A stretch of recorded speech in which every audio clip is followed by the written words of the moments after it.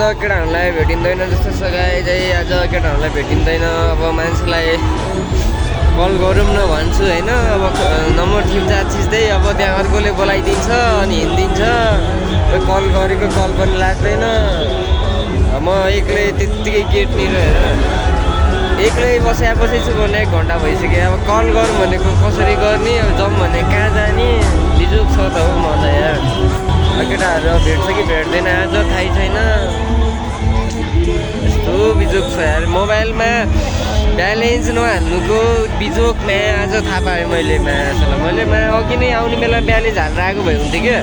म हावा तालमा आइदिएँ। अहिले ब्यालेन्स नभएर यहाँ यस्तो भइरहेछ यार। अब ब्यालेन्स खोज्नु भने कहाँ खोज्नु जाने यस्तोमा। ब्यालेन्स कसैले बेच्दैन यहाँ। अब कहाँ जाने अब यत्रो मान्छेको भिडमा के। यत्रो मान्छे छ। अब कल गर्छु भन्नु भने कसरी भने लाजै लाग्छ यार। अब ब्यालेन्स छैन भन्दा अलिक सुहाउँदैन नि त। मान्छे हेर्नै बस्ने त्यही हो। खोइ म एकजनालाई भन्छु अब सोधी हेर्छु। अघि एकजना दाइले त्यहाँदेखि कल गर भनेर म्याच कलै लाग्दैन कि। कहाँ गयो मान्छेहरू। अब म फर्किन्छु होला सायद अब भेटेन भने।